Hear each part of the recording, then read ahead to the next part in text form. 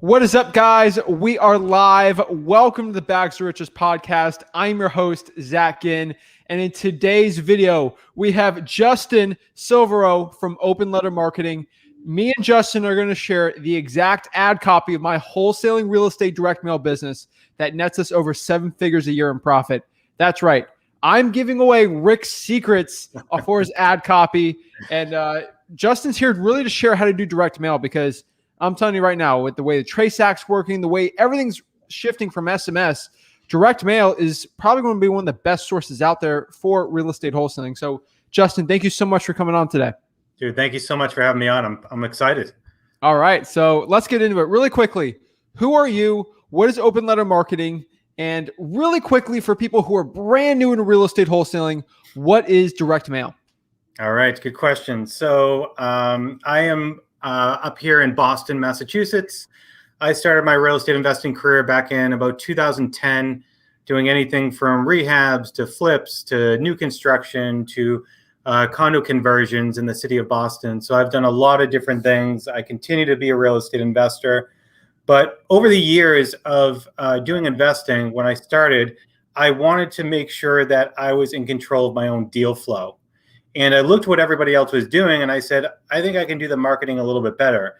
And so I've shifted and adapted and tested and tried things that are much different than everybody else is using. And I had a really good formula and figured out some really creative ways to get in front of other people and get my phone ringing. So once I found out that formula, I said, well, this isn't even offered to other investors around the country, so let me offer that. So anything that Open Letter Marketing offers on the site, either I've personally tested myself every single thing and tried and tested it, and working with really other creative people to help bring other products to our website, like Zach and Rick. So that's kind of how Open Letter Marketing got started. That's how the company works. So we focus specifically with direct mail and other direct-to-seller marketing services for specifically real estate investors, because that is the niche I know inside and out. And direct-to-seller marketing, essentially what that means is that you can make your own checks. You can write your own checks. You are in control of the deals. You are marketing to potential home sellers instead of relying on other people, maybe like real estate agents, other wholesalers, to find you deals. So you are going out and prospecting yourself. Boom. That's what it's all about, man. So we like you guys. So our relationship with Open Letter is we've been using them, I think, for 3.5 years. Rick's been using way longer, but my relationship with it. So they're basically more or less the direct mail company that we use. And we started developing our own postcards for ourselves. And we were just giving literally offers on postcards. It was one of the craziest things we've done. And got Justin here, and we basically teamed up and created probably the most unique direct mail product out there. But really, this live is really to break down direct mail for you guys. We'll talk a little bit about it, but remember, it's offerpostcard.com. We're literally just giving offers on postcards, and we're personally doubling our response rates, and we've done around the country, and it's really changing the way we're doing direct mail, and it's beating our competition out. But that's what that little link is below. But really, I want to get the value out of here, Justin. So, Justin, what is direct mail and why should people start looking into it?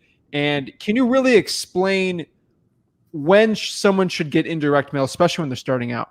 Yeah, all good questions. So direct mail is a way to send a marketing piece to a potential home seller. So you're sending a mailer through the USPS, and you're sending them a mailer, seeing if they're interested in selling. Now, when starting out, I started out doing direct mail. And direct mail does cost money, right? It's probably one of the more costly ways to market to home sellers. So the biggest thing that I always focus on when we have new people that are starting to work with Open Letter Marketing is, one, do you have the budget? And if you don't, you can still do direct mail, but maybe you can do it in-house. Maybe you can kind of figure out a way to do it yourself. When I got started, that's what I did. I basically hand wrote all my letters until I had a deal that I could then fund more marketing, and then I started using a company to start doing direct mail. Direct mail is, I think, one of the best ways to market. We've always got our best deals through direct mail. And the reason that it has such an advantage over other marketing techniques is because, well, one, it's one of the safest routes to go right now with all kind of the changes with text messaging, cold calling, and all of that. But also it has staying power. And what I mean by staying power is we get a lot of calls that we'll send a letter to somebody and they'll call months later saying, hey, I still have this piece of mail that you sent me 3 months ago. Now, you won't get that with text messaging, cold calling, ringless voicemail, anything like that, because once they listen, it's gone. So direct mail, I've gotten my best deals from people that have called months after I've actually sent the piece. And you're also providing, they're getting introductory to your company and what you do, how you can provide value in a very softer way than going directly to like a text or a ringless voicemail or a cold call, right? So it's a very good way to get in there. And I always think of marketing as you're building rapport with the seller before you even talk to them. So how does the letter, look, or the postcard look? How does it feel? Does it tell them how they can benefit? Does it answer questions, right? All of those things, they're getting a sense of who you are and who your company is even before they talk to you. So once they do call, you can have a much easier conversation with them and you're starting off on the right foot. Okay. Yeah, I mean, that's why we love direct mail. I mean, I can talk about it forever, but past 4 years, I mean, we spent a lot of direct mail, but we have never sent out like a month's worth of direct mail and not gotten our money back. It's still our number one marketing channel. That's why I don't talk about it too much, because a lot of newer people on this channel. But Justin, in your opinion, how much money should someone spend a month if they actually want to start getting actual results with direct mail? Yeah. So I would say even before going to direct mail, I think it's really important that people have an understanding of the prospects that they're looking to market to, whether it's direct mail or any other type of form of marketing. I think understanding data is exceptionally important. And what I mean by that is that a lot of people, especially starting out, you don't have a big budget. So you need to really focus your time, effort, and money in the best possible prospects that you can. So when I always talk about, making sure you're gathering your data and you're understanding it first before you start marketing to them, what I mean by that is you really want to understand and gather different types of lists, right? So some people might just go with, absentee list, equity list, but if you have a full equity list of 10,000 records, who do you focus on? You might not have the budget to spend on all of them. So really segmenting those people down, and I'm happy to share some ways that I do that. But that is like step number one before they do any type of marketing. Once they have a good understanding of like who they want to go after, what I would say is a minimum monthly spend is you want to have at least, I would say, 1,000 records that you really want to go after on kind of a monthly budget, ideally 2,000 on a monthly budget, monthly basis. So that's kind of where I would start with that, because direct mail is really about numbers. The more opportunities that you mail out to, the more opportunities that you're going to come back in. Okay. And go ahead. Follow up to that is I would say whatever marketing that you do, especially direct mail, it takes time to build momentum. And that is a critical step. So consistency, I'm sure you've heard it over and over again. Consistency is so critical that if someone comes to open letter marketing and says, hey, I have 1,000 leads, I just want to send them one mail piece and that's it, we're probably going to tell them that's not the way, we probably don't want to fulfill that order. And we don't want to be hard about it. We just want to make sure that you're successful. So I always tell people budget for at least 3 to 6 months of consistency with marketing, especially with direct mail, because it takes time to build momentum. And what we found is between about the second to third to fourth touch is where you really feel, or you get a lot more of the quality calls coming in. Now you can absolutely get deals off the first round, but between 2 and 4 is where we really start to see it increasing and people getting a lot of their deals. I agree. The one thing that you were like super big in the data, because I know that you get people that tell you, Justin, this direct mail thing sucks. I got no deals off of this one, and you'll probably look in, see their list, and it was just like bad. That's what I'm going to say. In your opinion, when it comes to pulling a list, I know you're not really affiliated with many list pulling stuff, but you do have some services with the data and like sifting through it. But if I'm here to pull, let's say, a high equity list or a vacant list, where would you recommend someone goes if they're going to direct mail it? Yeah, high equity list or a vacant list. I would say List Source is good for high equity lists. For a vacant list, I mean, what we offer to at Open Letter is if you provide us with the list, we can actually identify the vacants and deceased on that list. So that's another way. And then this is probably the first time I'm going to be mentioning it, but we're launching kind of a new thing in around September, software that you can do all that sort of stuff in. Nice. Cool. Yeah. Yeah. I mean, those probates are absolutely amazing. So we got the right list. We're doing the mail out here. If you could do me a favor and tell me a little bit about the difference between doing letters versus postcards, because I see a lot of people, I get this question asked a lot. So I have the master on today. So what's the difference between putting out a letter and doing a postcard, and what's the best ROI? Because ultimately that's what I care about. So I'm going to sound like an attorney because I'm not going to give you a direct answer. But what I can tell you is that marketing is all about testing and tracking. That's the number one way to understand and learn if it works for you in your specific instance, because there are a lot of variables.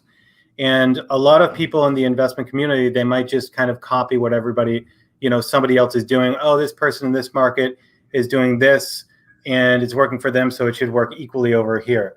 What I would say is you have to test and track it. For a lot of things can be standardized. However, for instance, in my area, postcards don't work nearly as well as letters. Really? And so for that reason, I always use letters in my business. However, there's a lot of our customers, postcards work just as well as letters. So they use postcards because it's cheaper and they can reach more people. So it makes all the sense in the world. So, but they only knew that because they tried postcard, they tried letters, and they looked at the results, and they didn't get any better results from letters than they did postcards. What I would say starting off is go with the cheaper route and go with postcards, right? Postcards could work really, really well for you. So you may as well spend a little bit less money, maybe hit a little bit more people with postcards. And then if you want to do a test batch against letters to see what the responses are like on that, you can do that and just track the results and just look at the difference. Because for some markets, some work better than others, and every prospect is going to be different. Some people will respond better to a professional letter than a handwritten letter, right? Than a postcard. So in my campaign, it's really important for me to go through different content in my mail pieces, and also different types.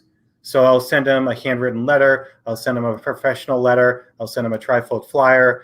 Postcards, we do in some areas that work really well for us. But other people just rifle through different types of postcards. Okay. And let's say I want to get direct mail. I see you guys. Let's say I'd pull a direct mail list, high equity. What should I do with that high equity list? Like, how do I filter that in? Because List Source is not going to tell me. And I'm pretty sure high equity is one of the most popular ones out there. I mean, from your perspective, what's the most popular list people are pulling and using direct mail right now? Yeah. So it all depends. And for newbies, again, so I'll tell you, the bigger guys that are doing a lot of direct mail, like they're doing over 100,000 pieces a month, they might just be pulling a high equity and that's it. And they're sending to everyone because they have the budget to do it. For people that are starting out or kind of intermediate or want to just really focus on getting the highest ROI, I would say that the most important thing to do is to pull a bunch of different lists and to identify prospects that are on multiple lists, like stacking your list, right? To really hone in on. But in general, I would say the most common ones are going to be the lists that you can pull from List Source, like absentee and equity lists. Those are the two like most common that I see. But if you want to get the highest return, I would say in addition to those, going out and getting a probate list, getting tax delinquent list, code violation, driving for dollars, doing all those different things. So you build up a bunch of different lists, and then using a stacking software to identify which prospects out of all of these are on multiple. So you might have a list that you start out with like 15,000. You're like, well, I can't possibly manage all these records. Once you stack them, that 15,000 could go right down to like 2,000. And now those are the 2,000 that you just hyper focus on and move forward with that until your company starts to grow, you have more budget, and then you can go and spread out from there. Okay. Great information, guys. If you're getting any value, remember, guys, smash that like button and subscribe. Justin, again, is openlettermarketing.com. I'm going to not compliment him here, but the reason why we actually saw him is because, I mean, he's obviously did some good marketing, but there's a lot of direct mail guys out there. I'm going to be honest. And you might be looking here, and I'm not going to toot his horn here, but there's like 5 or 6 companies you can use. And honestly, between you and me, you can use them. They're going to send the direct mail out, and you'll be okay. The reason why we go with open letter, because I've been asked this question a bunch. Why don't we use XYZ something for the direct mail is, first of all, there's a lot of direct mail companies out there. I don't want Justin to get in trouble here, but there's direct mail companies out there that I've seen maybe outside of wholesaling, inside of wholesaling, that you'll give them a list and some money, and they'll send maybe 80% of that batch or 80% of that list, and they don't send it. And there's no way of quality control. We've tested a bunch out, and we've used direct mail companies where we've sent them out, and we've gotten, let's say, 100 calls for that week. And we've used like open letter. We got the 100 calls in, then some we'll get like 60 or 70, and we get a lot less mail back. So open letter is someone we trust. We know they're not going to sell our data, do anything crazy like that. We've seen it before. So that's one concern that we did have that we're using them. Open letter is, I can't call you guys the cheapest, but the best price and the best customer service I've had. There's a lot of direct mail companies out there that like we call with the problem and it goes straight to voicemail. You guys always answer it, and you guys somehow can make it cheaper than anyone else. So congrats to you guys. I don't know how you do it, but you're the best customer service and the best price, which makes no sense. I appreciate it. I mean, the customer service piece and the strategy side is the biggest thing. Like, you know, there are a lot of, you know, direct mail companies just out there, right? But what's the difference between one direct mail company and another? And for me, especially in the real estate investment space, especially because I know it so well, is making sure that anyone that's answering the phones understands the psychology of things, understands the strategy and the why behind what we do from an investor's perspective. So they know what's going on in my investment business, how I get deals, why I do things. So they know exactly what's happening from a very close perspective so that they can provide that value to customers that call in. So it's not just about like, we're not order takers. I always say that we're not going to just take your order. We're going to provide you with feedback. We want to provide value to each and every person and make sure that you have a really good experience with us. Yeah. I mean, I'm telling you right now, I could go call your phone number. You go to offerpostcard.com, the phone number on there, someone's going to answer it, which is in wholesaling. It's crazy. I think it's kind of insane, but big congrats for you there. But what I want to talk about now is the other part of direct mail, which no one really likes to talk about. These are all behind $5,000 courses, but you know it works or not. I mean, you've dealt with so much direct mail. So let's say I pull a list, I use you guys, I send out maybe an ROS mailer from offerpostcard.com, and I start getting calls. What should I do? What is the process once I start to send that direct mail out? What system should I have in place so I don't lose any deals and I actually get some deals from my direct mail? I just spent a lot of money doing it. So here's where like ramping up, right? You can use a CRM system to track everything. But starting out, when I started out, I didn't have the funds to do it. Like many people probably don't, or they don't have enough leads coming in. But when you get calls coming in, it's really important to make sure that you're tracking that somewhere, right? Because the most critical thing is making sure that you're on top of the follow-ups. You'll get likely more deals from follow-up than anything else. I think some of the numbers that I've found from not only myself, but other really large wholesalers around the country is 70 to 80% of their deals come through follow-up. So it's so critical to make sure that you are being consistent and always following up, right?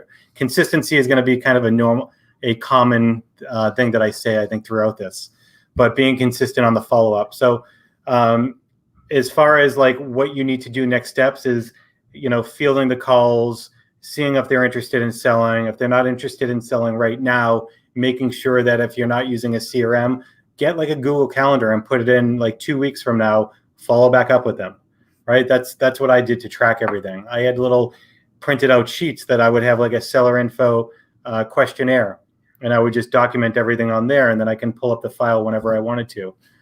So that's kind of how I kept track of everything. And then from there, you want to make sure that this all goes back into your marketing, right? So now that those people called, you don't want to keep them back on the marketing and spend more money mailing them when you just talk to them. So you want to make sure that you're keeping up with your database and you're cleaning that up and removing anybody that's already called you back, whether they do want to sell or were not so nice to you and told you to, what. So you want to make sure you keep that database clean so the next time you go marketing, you're not wasting money. Okay. Yeah, I agree. I mean, how should someone answer it though? So specifically like questions and going through phone conversation. Yeah, like ring, ring, ring, hello. Like, What do you tell your people? Yeah. So the first thing, I have a couple of objectives in the first call. My objective is identifying motivation, building rapport, understanding the situation and condition of the property, and getting a price. Those are like the 4 things that I go into. And I always start the call with like simple questions, and I'm gauging their motivation, because if I find that they're not motivated within the first like minute of conversation, then I'm probably going to, depending on why I don't think they have motivation, either push them off to follow up and call them later, or just let them know that I'm not sure if we're a good fit, and I'll go to them. So when they call, I'll say, "Oh, great, you got one of my direct mail pieces. Excellent. Can you tell me which property is this about?" And they'll give me the address. Great. So how long have you been thinking about selling? Right. I'm asking that because I'm trying to understand if they've been thinking for a while about selling. And if they are just like, well, I just got this letter, I haven't really been thinking, then I know that they're probably not hugely motivated. So I'll, go to the next question and just say, hey, when are you looking to sell? Is there a timeline?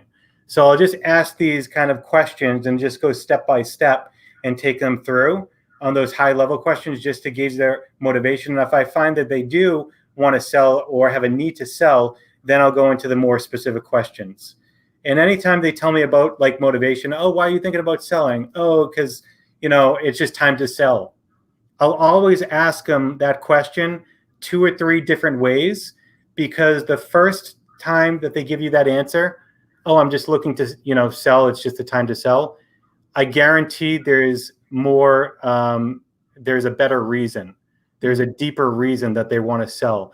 And that is the critical factor that you want to understand, because you will not be able to help them until you fully understand why they need to sell. And again, we are a solutions business, right? That's what we're doing. We're trying to solve problems and buy homes. And you're not going to be able to solve a problem if you don't understand the problem. So I will always dig into that and really try to understand what's going on, what the situation is. And then from there, I'll start to go into kind of the property and the condition from there. Wow. That was amazing. I mean, the reason I went on here too is because you're not like a big guru coach guy. You're here running a legit business, and you don't deal with students you're trying to help out. Like, you do some of that, but you do mostly help people in the trenches. Like, people are actually in this business right now. Yeah. And you kind of have a pulse on the direct mail market right now, seeing what's working, what's not. What I really want to shift to right now is the ROS, the rapid offer system. So I want you to tell me a little explanation of it. Obviously, me and Rick were the ones who came with you the idea, but you did a lot of implementation on it. So I want to kind of hear your opinion on it and some of the results that you've had on it. Let me pull it up. Awesome. All right. Let me know what you think. Yeah. So we have this in 2 forms, right? We have it a postcard and also letter form. So there's 2 different ways that people can go about this. When you guys told me about this idea, I thought it was great, right? I never thought about it because a lot of people, I mean, a lot of calls that you get right off the bat is like, hey, I just got this letter. How much are you willing to offer me? Right. And you guys essentially took that question. They don't even have to ask that question anymore. It's right on the mail piece. So when we implemented this, when you guys were telling me your success and all of that, I wanted to make sure that, it truly, you guys told me it truly works. So that's awesome. We've been working together for a long time. I know how successful you guys have been. And you're like, hey, this is our like bread and butter of how we're doing our deals. So we started implementing this, and really I think the cool thing behind this is that you can really alter the offer that you're going to make on it through like our offer meter. Like you can give them a really, high number depending on your investment strategy, or like a lower offer price depending on your strategy. And again, there's so many different ways on real estate investing. Some people can offer 90% of, ARV, and it's a deal for them because they're doing it on terms. And other people need to buy it at like 60% of ARV. So the ability to shift your offer meter and really come up with different pricing and your offer price, I think works really great. And through the system, when you place the order, you can actually see how much you're going to offer on like the first 5 or 10 records. So I think it's like very transparent and easy for you to understand and see that. Yeah. Yeah. Go ahead. I was just going to say, but we have a lot of customers that use your, your postcard and the letters as well. And they're seeing really good results. They get a lot of deals off this, and even you guys, talking to you guys in depth about how you're getting, the strategy behind this and how you're answering calls and how you're gauging them and pushing them into kind of getting it under contract. I mean, just by having that cash offer on this postcard takes away a huge portion of the questions when they call you back. And again, like I mentioned in the beginning, when you send a mail piece, you're showing them, even before they call you back, you're providing them with information. If they call back, they're coming into the conversation with you already understanding your business and what value they can get. So from your perspective, when you're receiving the call as an investor, you know that it's a good quality call coming in because they saw the offer, they acknowledged it, they're still interested, they want to have a conversation, and now you're really focusing on the high quality prospects. Definitely. I mean, this thing's changed the game for me. So really quick, guys, you're watching this, you don't know what's on the screen or what's kind of going on here. Our ad copy, that literally what we do for 7 figures net for our business, is most of our deals. Like you guys saw that vlog, I made $100,000 on one wholesale deal. I showed the HUDs, like I ain't lying here. We literally sent a cash offer like this to a seller who's dealing with like 5 to 6 people, 5 to 6 direct mail pieces, basically a week. They see us, they say, dang, this guy's legit. They go it and we look. So the cash offer is always going to be higher than what we put on a contract. That's the one thing I always get asked, and I want to explain it right now. So we always give cash offers over what the thing will even put under contract, because that offer, all we care about is getting a call back. That's why we're able to double our response rates for a direct mail. So what we do is we give cash offers that are a little higher. We talk to them, and most of the time we just basically say like, hey, this cash offer is if it X, Y, and Z is right. Usually it's not. We can bring them down here, but the most important part is our acquisitions people actually go out there and talk to the seller. That's the point of the postcard. We're not actually giving legitimate contracts to people. This is just to start the conversation. And if you know how to turn it over and switch it up, it will change the game for you guys. But yeah, man, I'm telling you, I don't know. I don't think I showed you the video where we made 100K, but I showed the HUDs. It was absolutely bonkers, that direct mail deal. It was changed everything. That's awesome, man. That's awesome. And that's really smart, right? Because when you provide a cash offer on here, it's more of a like high level offer. And I think it's very understandable as you talk to them. Yeah, the offer on the postcard, was assuming the very basic. I still don't know the condition within your property, right? Nobody can see what your house looks like inside. So obviously I would have to make some adjustments based on that. And usually based on that, you can get them down on price, just going back and forth. Yeah. So that's what it looks like. So guys, offerpostcard.com's like where you'll find that. But overall, that's the one we use. That's one we like. We still use Open Letter for other stuff, but mostly we're just using it for ROS right now in the rapid offer system from Open Letter Marketing. But really what I wanted to break down now is for you and direct mail. I want to talk about 2021 and 2022. What are the shifts that you're seeing in wholesaling as a trend? And what do you think direct mail has to play in that? And kind of where are you looking at the market? Because you have a pulse on it and you know what's working, what's not. So curious on your opinions. Yeah. I think people are getting a little bit nervous about ringless voicemail and texting because they're not sure kind of what's going to happen and what the end result is going to be over the next couple of months. So, I mean, from my perspective, I am always doubling down on direct mail because I think that's the safest option. Also, it's just worked the best for me and for a lot of our large customers. Direct mail is the number one source that they use. I mean, that's their bread and butter, and it's consistent, and they know they don't have to deal with any issues. One of my larger customers, they got into issues with text messaging and ringless voicemail in the past, and they're like, it's just not for us anymore. And I think you're going to start to see that more and more, not only because of the regulations, but they've increased the fines too on if you do get caught sending text messaging. So that's significantly going to change the impact on like what's the benefit, the risk reward. So I always think that direct mail, we are always implementing new ways to get involved in direct mail and to make ourselves stand out and to try to bring digital and direct mail together. So we're working on a couple of things right now with like augmented reality, QR codes, stuff like that. But I think direct mail is going to have a very significant run going forward over the next couple of months and next couple of years. Well, I mean, you just got to ask yourself one question. I always tell everyone this. It's like, is the government going to be happy with whatever marketing you're doing, or they're going to frown upon it? They're going to frown on RVM. It's against TCPA. But, I mean, you're literally giving the government money with direct mail. So I don't see it shifting for 10 plus years, maybe more saturation. But I think it's a good play. Yeah, absolutely. I would completely agree with you. Sweet. So, yeah, that's it, guys. Let me know what questions you guys have for Justin, direct mail, everything. The reason why I wanted Justin on here, too, is he's not going to go peddle you some crazy $10,000 mastermind course. Like, he's here just to help you guys out. He's providing free value out, and he's actually like legitimately talks to real people in this business, not guys on like big guru masterminds that are just trying to sell. Like, this guy's talking to real people doing real results, and he has the pulse on it. So he's a great guy. I'm telling you, the number one thing I'm getting from this is how important the lists are.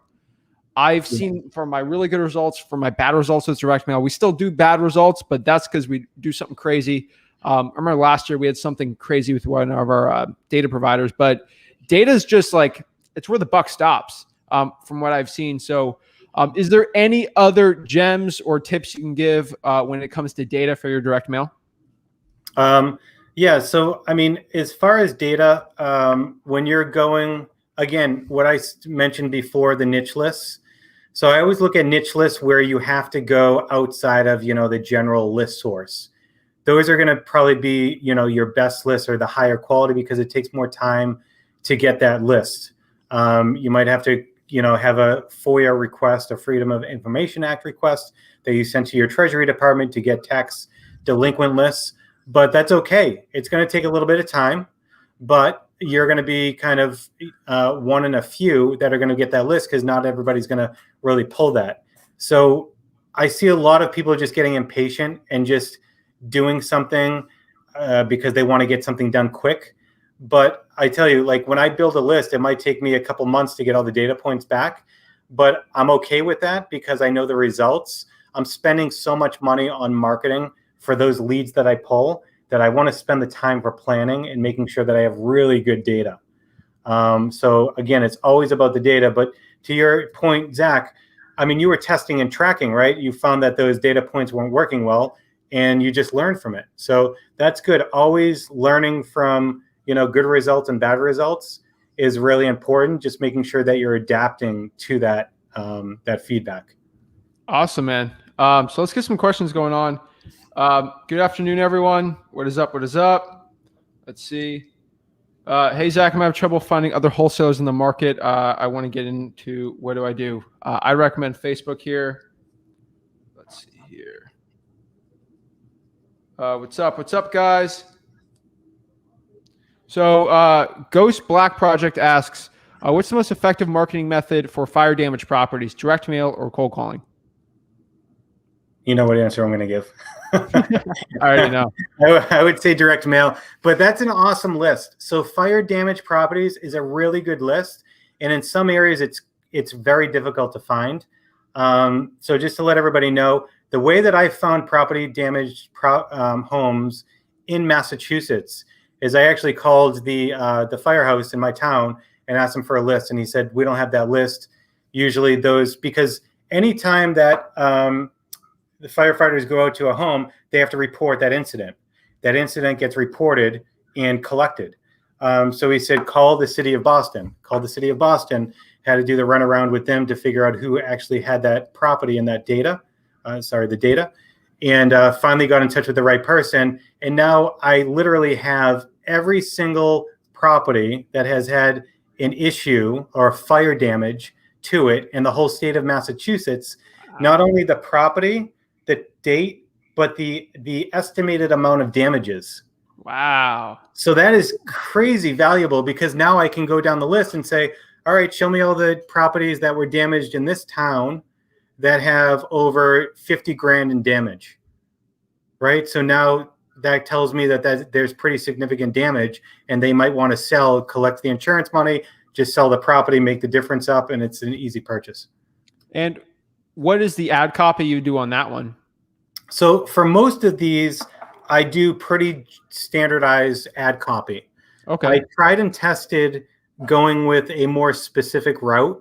And what I found is I actually could offend people more likely when I sent a mail piece that talked about their specific reason of an issue, right? And again, I don't want people to get offended until they talk to me, of course. but I want to do like just a very general statement. So when they do call me back, as soon as they call me back, depending on the phone number they call me, right, it's a tracking number. So when they call in through a specific number, it might say, oh, it's a probate caller. So I know how to gear my questioning when I talk to them. And I gear it in a way that's not like, hey, I know that somebody passed away. It sounds more like, like just we're going through the checkpoints, and I'm asking them different questions. And I might, so I might get to the point of asking them if anybody else is on the property. And if they were like, yeah, but he just passed away. Oh, I'm so sorry to hear that. Right. I got that information, but it didn't directly come out and ask. And it's done in much more of a subtle way. Justin, I'm telling you, it took me 2 years for probate, like before I figured that out. It's with cold calling. Matt, that's insane. But you guys heard that. You should definitely hop on that as soon as possible. And then obviously use open letter for the mail pieces there. Kenny says, I love the simplicity of reducing your outgo while following up as suggested. Sweet, sweet, sweet. Gian asked the most asked question, I think, for ROS. I bet you guys get. How do you guys come up with the cash offer amount on the mailer based on our specific market? So with that, I don't know how much detail we want to go in, but we just kind of look at the estimated value of the property, and we run some calculations off of that to come up with the specific values for each property. So it's not just like in this market, we're going to just offer this price for every property, right? It's actually property specific. Yeah. And that's something big. We're not pulling straight off of Zillow because Zillow sucks. We're using other data providers that are like actually legit on it. So it's pretty good. Leslie says, I have 2 questions. How often, thanks for the question, Gian. How often do you set up an LLC in a different state without being there? And 2, how is the minimum ownership you look to call sellers from PropStream? How do you set up an LLC? So go ahead. So I was going to ask, why do they want to set up a LLC in a different state? Because if you're still doing business in your state, you're still going to have to pay taxes based on that, unless there's another reason. But usually, you can go to the Secretary of State in any Secretary of State in any state, and you can usually do it right online to create an LLC. It's very, very easy to do. Okay. And then No, the second. that, I guess that would depend on what list you're pulling. Okay. So for me, it depends on what list I'm pulling to identify what the minimum ownership is that I want. For maybe an absentee list, maybe it's a little bit longer.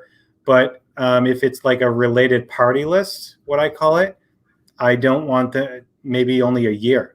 I want them to be living there. So it really depends on the list. Okay. Good question there, Leslie. I agree. Bonsai asks, does the offer meter adjust each cash offer for each property, or is it a blanket cash offer for a selected area? Good question. Yeah, I think we answered that. Yep. Each property, it's not a blanket cash offer for the selected area. Sweet. The reason why I not made Justin do it, but I kind of indicated we had to do it like that is because I'm in Port St. Lucie. Right. House 1 was built in 1999. House 2 was built in 1942, and House 3 was built in 2018. Every house is crazy different. One's going to be a concrete block construction. One's going to be a frame. One's going to be A-frame. Like, we had to do it like that because every like place is different. Boston's interesting because a lot of the properties are very similar, but a lot of them are older. So we had to get an offer that would work for something like Justin's market, where there's a lot of older homes with a higher price point. That will work for him, and something will work for me. If I'm trying to buy a house in like Tennessee for my virtual wholesaling, that's like 60, 70,000. Yep. So, hey, Zach, I'm new to the game and I have a few leads I want to JV with someone. How do I go about that? Go in my Facebook group and find some people we can do that. Question for Justin here. When sending out direct mail or postcards or envelopes, won't the homeowners know that you just mass mailing people hoping to get a deal? How do you get around that? So some of the common responses that I get are, I've never had anybody that say, hey, this is just a mass marketing piece. I've never had that comment. What we really try to focus on is, like, usually the questions that we get is like, why did you send me a piece? Right? They want to know about them. They don't care about anybody else. So they're really asking, why are you sending me a piece? So I'll just respond back, hey, we're looking in your area. We specifically like your neighborhood and are looking to purchase a property in your area and you got a letter because you probably meet the specifics of what we're looking for. And really, that's just like number of bedrooms, bathrooms in your house. That's really it. It's for no other specific reason. Even if they're on a probate list, that is the standardized wording that I use, because I'm never going to tell them, oh, somebody passed away, right? You're going to offend them. And at the end of the day, it is true. At the very basis, I'm not going to market to somebody that owns a house that has 15 bedrooms, right? They have to be within, like, from me, 2 to 4 bedrooms for like a rehab. So that is being truthful. And when you say it like that, and it's more like general in nature, they usually back off a little bit more and don't feel like, violated or upset that you sent them a mail. It's more understanding. It's very simple to understand. I agree. Kind of the same question, but James asks here, how does cash offer price come from? Is this from a database or customized per property? And is the uploaded in the lead list your service? So again, we kind of answered that. Justin can talk about the lead list. Yep. The one thing I did want to include in there is you do get proofs on it. So like, you don't send, like, you do the offer meter 1 through 4, you choose a 3, and then let's say the offers are all screwed up. You're not going to throw away $5,000. Justin's like open letter, what they're going to do is they'll send you like 5, 10 properties and say, hey, these are the offers. Is this good enough where it's slightly above what you're comfortable with, but it's good enough to get your calls back? I think I wanted to just kind of say that again. You're going to get a proof for it. You're not going to upload a lead list and you got to throw away money. It's blind. You're going to get it back. Yeah. Even before you place the actual order. So when you upload your lead list, once you upload your lead list, we have your property addresses. So in the background, we're figuring all this out. And then before you place your order, we show you a screen with the top 5 or 10. I'm not sure how many there are. And we show you the offer prices. And if you don't like it, you can still change. You can change that offer meter, right? Lower or higher. And then once you're good with the numbers, then you can say confirm, and then your order is placed. So even before you place the order, you're confirming that your offers look good to you. Agreed. Perfect. John says, did you say that it takes around 4 mailers to the same address before you get a call back? Not a call back. So what I was saying is you start to get more deals the more consistent you are, the more times that you hit, because just like anything else, right? Coca-Cola is still marketing, because the more times that you see them, the more rapport that they're building, the more that you're going to think about them when you see their, a drink or a soda. You're going to think Coca-Cola. So that's what we want to do. We want to get in front of them. People need to see you consistently a number of times before they start to trust you. So after the 3 to 4 mailer touches, that's when you're going to start to get a lot more quality responses back. And that's when we start to see a lot more deals happening. Personally, once people are on my list, I will literally mail them until they sell, or they, tell me that they will never sell to me in a million years. Like, that's the only time they get off my list. And my best deals have been from people that I've mailed for years. And the reason why is because there is a reason why after 3 years, and then they call me, something happened in their life that triggered a call. Yep. And I can tell you literally within 30 seconds, I know it's going to be a deal. Like, they don't have to tell me anything else. I can just hear how they're talking and what they're saying. And I'm like, this is going to be a deal. It's all about motivation. I'm telling. That's why I cold called the same list every single month, because something changed in that month that snapped it. That's how we work so well in a saturated market. You just got to call the right person at the right day, and you get the deal. Same thing with direct mail. That's why we do it every single month. We have not stopped. I don't think Rick stopped direct mail for 18 plus years. Yep. It's time and circumstance. That's all it is. Yep. Perfect. 77 figures asks, as a one-man operation, what's a good number of postcards to send out monthly?